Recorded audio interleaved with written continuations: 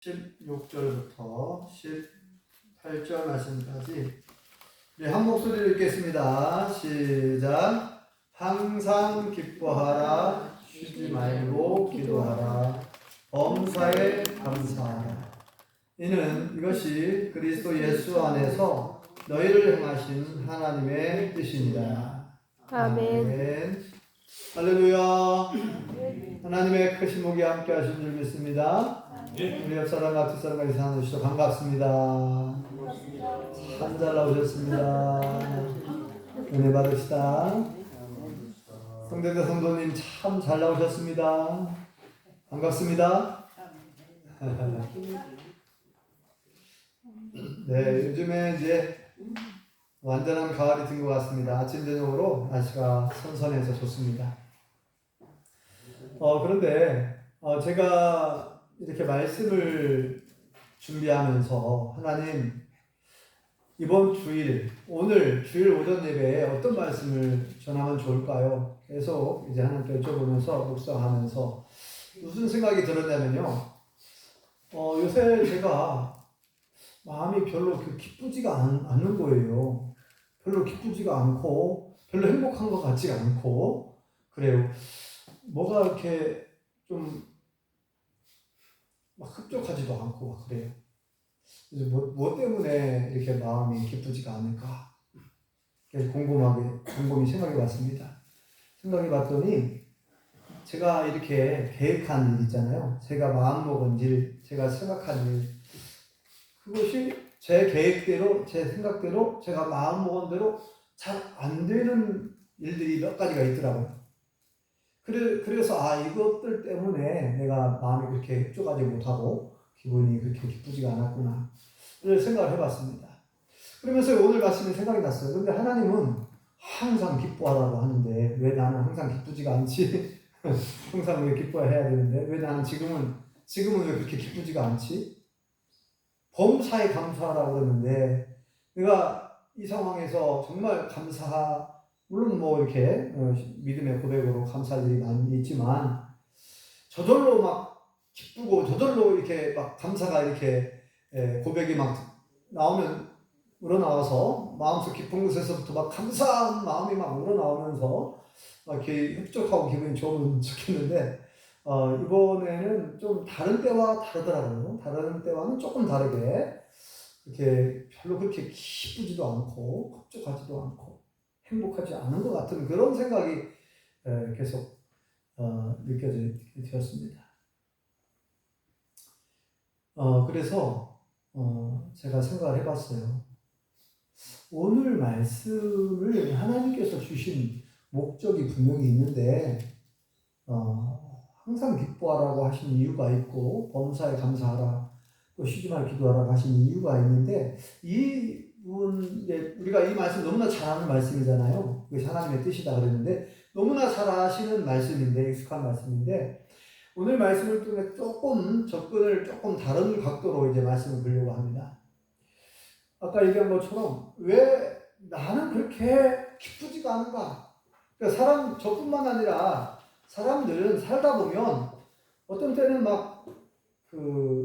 그러면 기분이 안 좋다, 기쁘지가 않다는 얘기는 대부분은 아까 제가 얘기한 것처럼 내가 계획한 일이 계획한 대로 잘 안 됐을 때, 내가 마음먹은 대로 잘 안 됐을 때, 내가 생각한 것들이 잘 안 이루어졌을 때, 그럴 때 되게 이제 기쁘지가 않잖아요, 보통.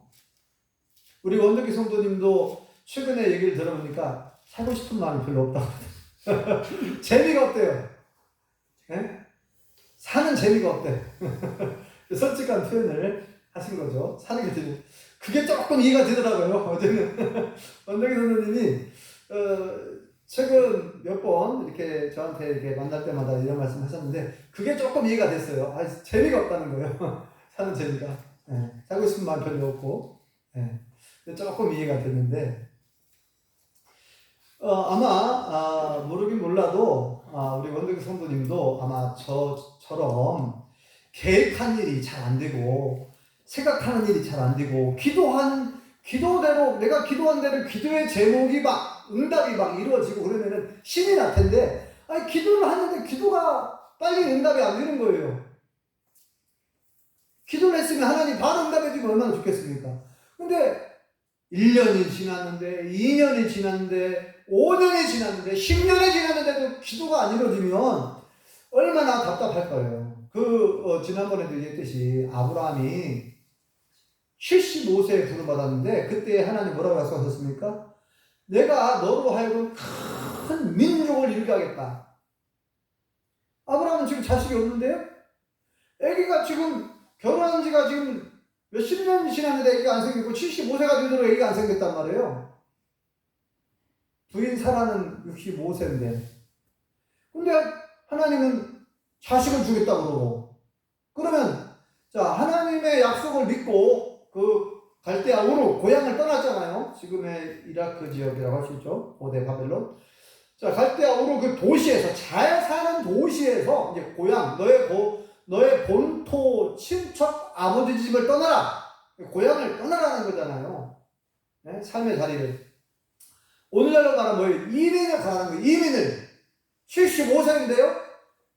정착해서 살 때고 고향으로 객지에 나갔다가도 고향으로 가고 싶은 때가 75세, 그런 나이가 75세쯤 되면은 벌써 고향에 마음이 생각이 다 가 있는데 75세에 떠나라고 하니까 75세 이민을 가라고 하니까 얼마나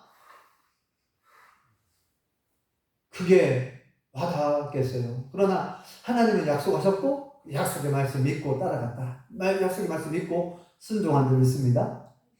그러면 믿고 순종했으면 바로 응답을 해주셔야죠. 자, 가나안 땅에 도착을 했습니다. 하나님께서 인도하신 땅으로, 가나안 땅, 지금의 이스라엘 땅으로 이사를 왔어요. 정착을 했어요. 그러면 이제 임신을 하고, 자기 부인이 임신을 하고 아기를 낳아야, 출산을 해야 하나님의 약속이 이루어지는 거 아닙니까? 근데 1년이 지나도 2년이 지나도 3년이 지나도 5년이 지나도 10년이 지나도 아기가 안 생기니까 얼마나 답답하겠어요. 무려 25년 만에 아브라함이 몇 세에 아기를 낳아요? 아브라함이 100세? 사라 부인은 90세? 90세 할머니가 아기 낳을 수 있겠어요? 유정기 권사님 94세죠. 아기 낳을 수 있겠어요? 90세 사라 누나는 90세 아기를 낳았어요. 하나님의 능력인 줄 믿습니다. 네. 그러니까 아브라함과 사라가 얼마나 폭폭하고 답답하고 아마 그랬을 거예요. 네. 원덕의 성도님처럼 삶이 재미가 없었을 거예요. 사는 재미가 없고 살고 싶은 마음도 별로 없었을 것 같아요.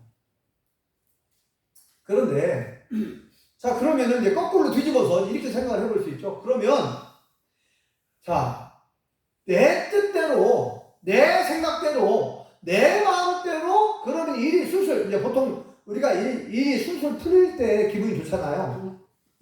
그래서 이제 화장지 이름을 잘 풀리는 집이라고 이름을 줘가지고 이사 간 집에 집들이 할 때 물건 많이 화장지 사가라고 잘 풀리는 집 그렇게 이름을 지었더만요. 잘 풀리는 집. 술술 잘 풀리라고.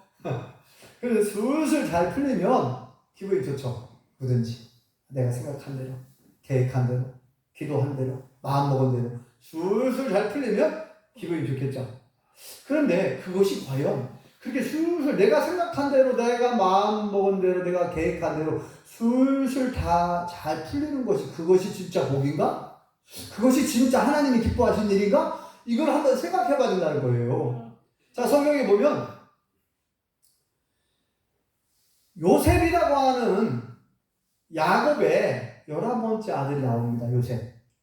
요셉은 아버지 야곱이 늦은 나이에 아기를 낳았고 정말 자기가 사랑하는 부인 라헬과 사이에서 태어난 첫 번째 아들 아닙니까?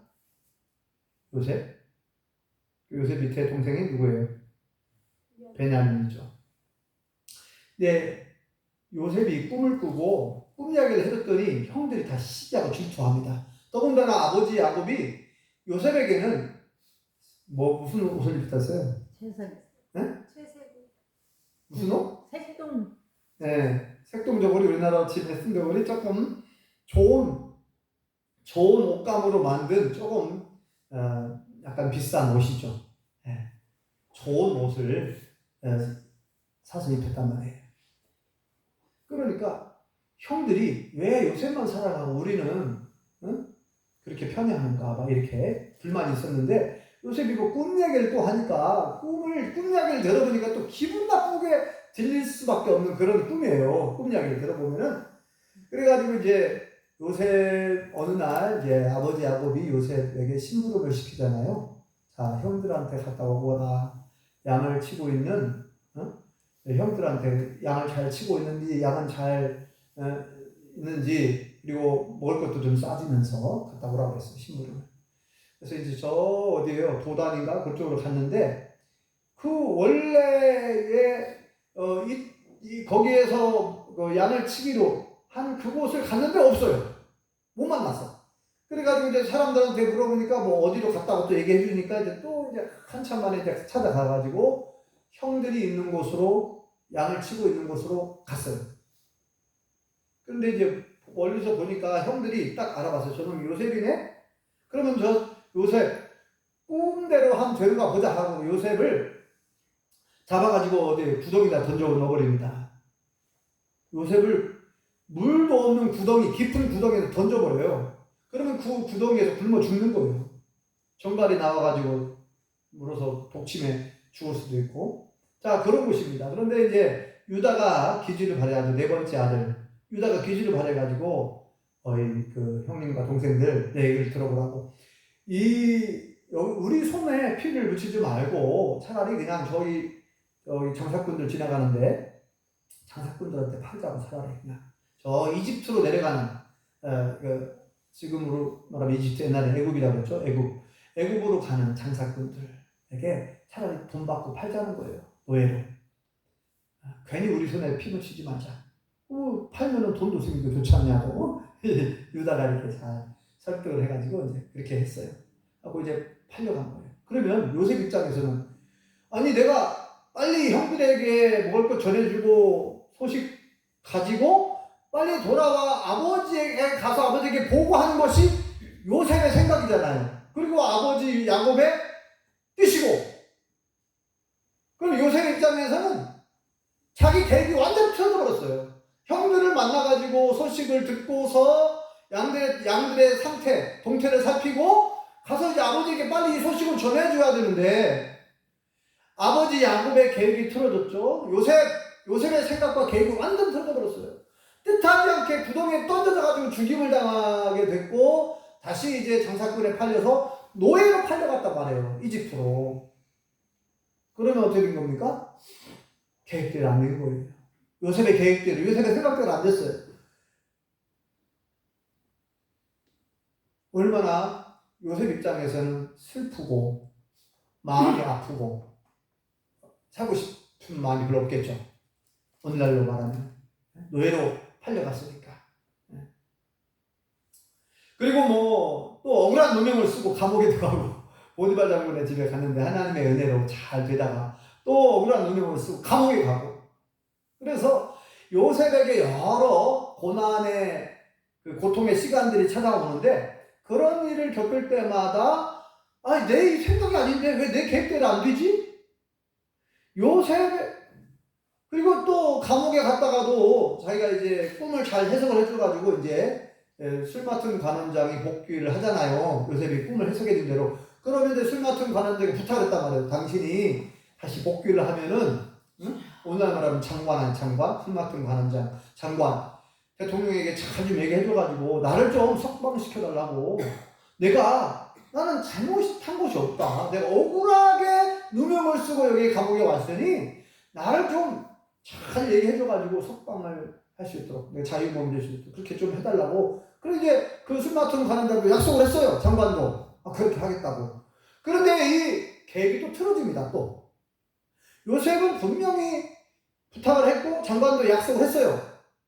그래서 이제 술 맡은 관원장이 복귀를 했습니다. 자, 왕에게 다시 쓰임을 받았어요. 높은 그 주위에 올라갔는데 이 사람이 까마득히 잊어버린 거예요. 요셉과 한 약속을 잊어버립니다. 그러니까 요셉 입장에서 너무하네. 내가 그렇게 꿈을 잘 해석을 해주고 그 꿈대로 복귀를 했는데, 그리고 나한테 이렇게 약속을 했는데 왜 약속을 안 지키고 그럴까 하면, 이제 요셉 입장에서는 또 수마턴 관원장이 좀 원망스러울 수 있고 불평 불만이 많이 있을 수 있겠죠. 그래서 또 한참 이제 시간이 지났는데 그 나라 왕, 이집트 왕 바로 왕이 꿈을 꿨어요. 근데 아무도 그 꿈을 해석해 준 사람이 없는 거. 그 이집트 전국에, 애국 전국에 용하다라고 하는 모든 전쟁이들, 무당, 지혜롭다고 하는 현자들, 요술사, 마술사, 별별 사람들 다 초청을 해가지고 내가 이런 꿈을 꿨는데 이게 도대체 무슨 꿈인지 한번 해석을 해보라는 거예요. 근데 아무도 해석을 못 하잖아요. 그때 스마턴 관원장이 생각이 나는 거예요. 감옥에서 그 요셉이 그렇게 꿈을 잘 해석해 준 것이, 왕이시여, 그 감옥에 억울한 누명을 쓰고 감옥에 갇혀있는 요셉이라고 하는 청년이 있는데 우리 꿈을 그렇게 잘 맞추고 내가 그 꿈 해석해 준 대로 이렇게 복귀가 됐는데 그 청년 한번 불러서 한번 물어보십시오. 그리고 이제 빨리 데리고 와라 해가지고 이제 요셉이 감옥에서 풀려나가지고 바로왕 앞에 쓴 거 아닙니까? 그래서 그 바로왕이 그 꿈을 해석을 해주는데 앞으로 7년 동안 대풍년이 있을 것이고, 그 풍년 때에 30배, 60배, 100배 엄청난 수확량이 많이 많을 테니까 그때 이 많이 남아도는 쌀과 보리와 이 모든 곡식들을, 콩이라든지 이런 것들을 큰 국가에서 창고를 만들어서, 곳곳에 창고를 만들어서 이걸 잘 저장을 해야 됩니다. 왜냐? 7년 대풍년이 지나면은 뭐가 온다 그랬어요? 7년 대흉년이 또 오니까 그때는 먹을 것이 없으니까 7년 대흉년을 대비하셔야 됩니다. 왕이시여, 이 일을 추진하기 위해서 한 장관을, 지혜로운, 슬기로운, 똑똑한 한 장관을 세워가지고 그렇게 해야 될 줄 사려줍니다. 그렇게 이제 왕에게 조언을 해드렸어요. 그런데 이 바로왕이 아무리 찾아봐도 자기 꿈도 모르는, 자기 꿈도 해석도 못해주고, 아무리 그렇게 똑똑한 전쟁이들, 무당들, 요술사, 박수무당 다 왔지만 아무도 자기 꿈을 해석을 못해줬는데, 요셉이 이렇게 꿈을 정확하게 해석을 해줬는데 요셉만큼 똑똑한 사람이 없는 것 같아요. 그래서 요셉, 야, 네가 해. 네가 국무총리 해. 야, 요셉이 30세가 되었을 때 드디어 하나님께서 보여주신 꿈대로 요셉이 국무총리가 된 줄 믿습니다. 그러면 우리가 생각해 볼 때, 자 보세요. 요셉이 국무총리가 돼가지고 애국 사람들이 그 7년 대흉년 기간 동안에 다 죽을 수밖에 없는 구원을 받았죠. 그리고 그 가나안 땅에 살고 있는 아버지 야곱의 형제들이 70여 명의 가족들이 있었어요. 70여 명의 가족들이 다 굶어 죽게 생겼단 말이에요. 근데 애굽에 가면은 먹을 것이 있다더라 해가지고 아버지가 아들들을 보냈잖아요. 그 아들들이 와서 보니까 거기에 요셉이 국무총리로 있는 거예요. 나중에 다 밝혀지게 되잖아요. 그래서 요셉이 뭐라고 했습니까? 빨리 아버지 모시고 가족들 다 모시고 와라. 앞으로 큰 흉년이 아직도 5년이나 더 남았으니까 총 7년. 그러니까 빨리 이쪽으로 이사를 오셔야 된다고. 그래서 이제 왕이 그걸 알았어요. 그래가지고 오늘날로 말하면 뭘 보냈어요? 리무진, 벤츠, 리무진, BMW 큰 차를 보낸 거예요. 마차를, 왕이 타는 마차를 보내는 거. 아무튼 오늘날로 말하면 고급 승용차를 보낸 거예요. 타고 오시라, 모시고 오라, 아버지가. 그래서 야곱의 가족 70여 명의 가족이 애굽 고센 지역으로 이사를 오게 되었고 7년 흉년 기간 동안에 구원을 받았잖아요. 그리고 애굽에서 하나님의 약속대로, 아브라함에게 약속한 대로 큰 민족을 이룬 줄 믿습니다. 그리고 모세가 태어나고 모세를 하나님께서 지도자로 삼아서 이스라엘 백성을 이끌어내시고 지금의 이스라엘 땅에 정착을 하게 된 거예요. 큰 민족을 이뤄가지고. 자, 만약에요, 거꾸로 말씀드렸어요. 요셉 입장에서 자, 요셉이 만약에 자기 계획대로, 자기 생각대로 형들에게 소식을 듣고서 아무 고난 없이, 아무 일 없이 바로 곧바로 돌아와서 아버지 야곱에게, 아버지, 형들이 양을 잘 치고 있구만요 하고 이제 와서 보고하고 그랬으면은 요셉은 어떻게 평범한 인생을 살았는지도 몰라요. 근데 요셉의 계획대로 되지 않았어요. 그러면 요셉 입장에서는 굉장히 기분 나쁠 수 있잖아요.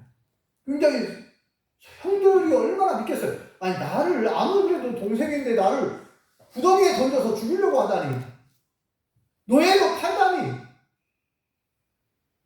그리고 하나님에 대해서 얼마나 원망이 되겠어요. 아니 하나님은 너무하시네. 내가 무슨 잘못을 저질렀길래 이렇게 노예로 팔려가고, 또 보디발 장군의 집에서 내가 하나님이 지혜를 주셔가지고 막 열심히 일을 했더니 막 가정 총무로, 오늘날 말하는 대청지기, 청지기들 중에, 그러니까 머슴들 중에서 대장으로 보디발 장군이 그 요셉을 임명하잖아요. 가정 총무로, 제일 으뜸 대장으로. 그런데 또 그 억울한 누명을 쓰고 감옥에 가잖아요. 그랬을 때 하나님께서 언제는 하나님께서 나에게 지혜를 주셔가지고 이렇게 보디발 장군의 가정 총무로 잘 나가게 막 하시더만, 또 왜 억울한 누명을 쓰고 나 아무 죄가 없는데 왜 또 감옥에 가게 하시나? 하나님이 원망스러울 수 있잖아요. 기분 나쁠 수 있죠. 요셉 입장에서 하나님 서운할 수도 있고, 삶에 재미도 없고, 감옥에 가는 사람 누가 뭐 재밌겠어요? 감옥에 들어간 사람. 그런데 요셉이 감옥 속에서 어떻게 합니까? 감옥에서도 성실하게 일을 하는 거예요. 성실하게. 그래가지고 나중에 어떻게 돼요? 간수장, 오늘날로 말하면 교도소 소장이 요셉을 그 업무를 다 맡기는 거예요. 야, 너는 그냥 편안하게 행정이나 보라고. 네? 어떻게 보면은 감옥 안에서 자유롭게 생활을 합니다. 그러다가 나중에 이제 하나님께서 때가 되어서 요셉을 국무총리로 세워주시고 요셉을 통하여 놀라운 구원의 역사를 이루신 줄 믿습니다. 자, 제가 무슨 말씀을 드리려고 하는지 아시겠죠? 내 뜻대로, 내 계획대로, 내 생각대로 되는 것이, 그것만이 정말 그것이 복된 일인가? 그것이 정말 하나님의 뜻인가? 우리가 한번 생각해 봐야 된다는 거예요. 그러니까 거꾸로 얘기해서 내 생각대로 되지 않았다고, 내 계획대로 되지 않았다고, 내가 마음먹은 대로 안 됐다고 너무 슬퍼하거나 낙심할 필요가 없다는 거예요. 지난번에도 한 말씀 드렸죠. 이 세상의 모든 역사는 하나님이 주관하시는 줄 믿습니다. 온 우주 만물은 하나님 만드셨죠? 안 믿어지세요? 온 우주 만물을 누가 만들었습니까? 하나님. 그러면 사람은 누가 만들었나요? 하나님. 그러면 국가는 누가 만들었어요? 하나님. 모든 나라도 하나님 만드신 나라잖아요. 모든 나라의 흥망성쇠, 우리의 생사화복, 하나님이 주관하시는 줄 믿습니다. 아멘. 이 세상에서 일어나는 모든 일들은 하나님이 허락하지 않으면 일어날 수 없다 그랬죠.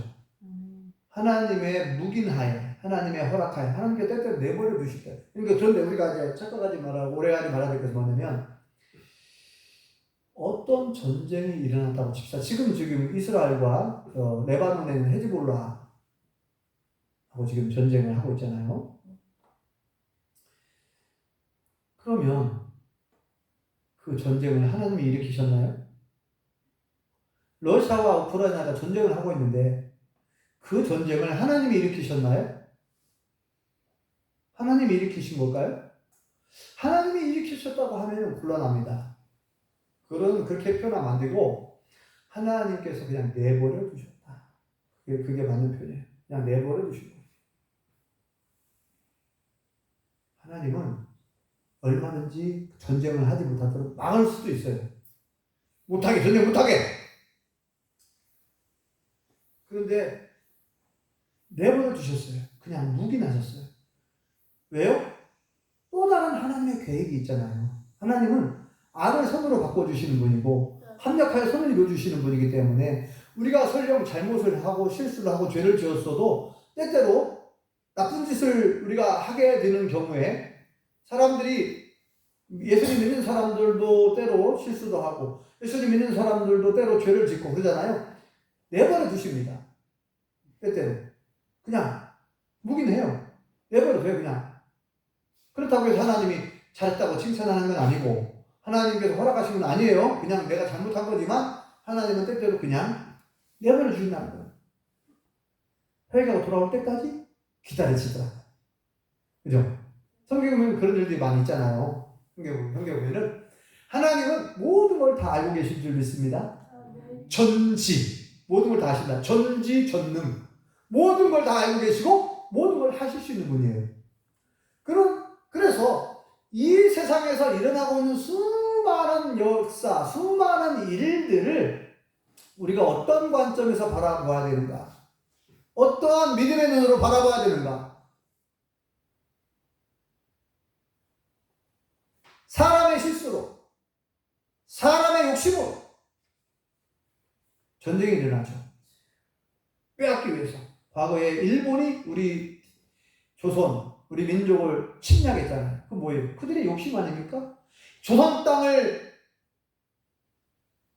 밑받침 삼고 조선 땅을 점령을 해야 중국으로 뻗어나갈 수 있고 중국을 통해서 유럽까지 다 이게 연결되니까 소련, 러시아까지 우리 조선을 발판 삼아서 전 세계의 침략 욕심이죠. 많은 땅 옛날에 몽골의 징기스칸처럼 또는 알렉산더 대왕처럼 이 로마의 그런 그 왕처럼 뭐예요? 그 욕심 거의 전쟁이나 싸움은 지나친 욕심 때문에 지나친 욕심. 지금도 마찬가지고. 네. 러시아와 우크라이나가 왜 싸우는 겁니까? 그 다 욕심 때문에 그러잖아요. 네. 서로 땅을 차지하고 자원을 차지하고 그 다음에 자기들이 무슨 바다 해역을 통과해서 물건을 무역을 통해서 이렇게 물건을 팔아 경제가 사는데 만약에 우크라이나가 나토에 가입을 하게 되면은 러시아가 굉장히 곤란하게 되거든요. 그럼 우크라이나 입장에서는 러시아에 속하기 싫고 옛날 소련에서 독립을 했으니까 옛날에는 한 나라였잖아요. 러시아와 우크라이나가 한 나라였어요. 소련이라고 소비에트 연방공화국 한 나라였는데 2차 대전 이후에 독립을 했잖아요. 우크라이나는 우크라이나대로 이제 한 국가가 됐는데 러시아는 우크라이나와 잘 지내고 싶고 우크라이나 안에 또 친러시아 사람들이 다 살고 있으니까 결국은 그 안에 깊이 들여다보면은 뭐예요? 욕심 때문에 그래요. 자원에 대한 욕심, 경제 그리고 국방에 관련된 게 있지만 이 우크라이나가 나토에 가입을 하게 되면 어때요? 러시아 입장에서 이런 가운데에 어떤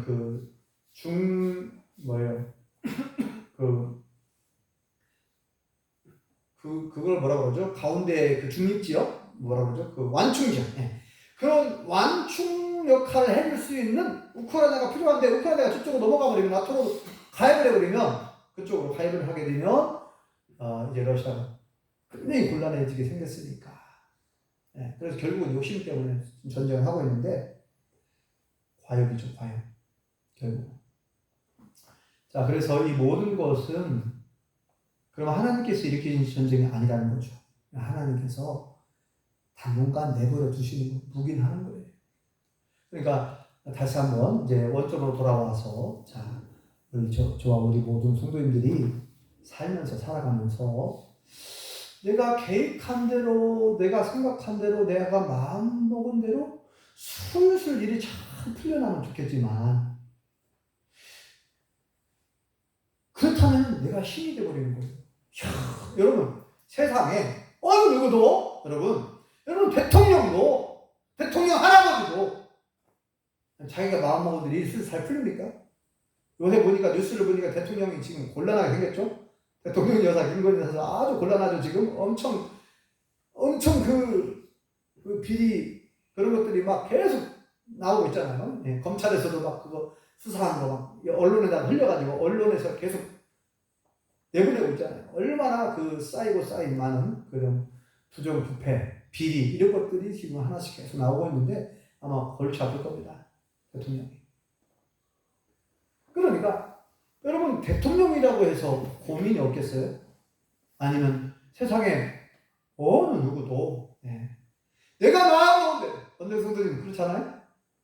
내가 마음먹은데 내가 생각한 대로 내가 계획한 대로 일을 슬슬 다 풀리면 내가 신이 되어버리는 거예요. 네. 절대 인간의 뜻대로 다 되지 않습니다. 하나님의 뜻만이 하나님의 때에 이루어지는 줄 믿습니다. 우리는 그 하나님의 그 깊은 계획을 몰라요.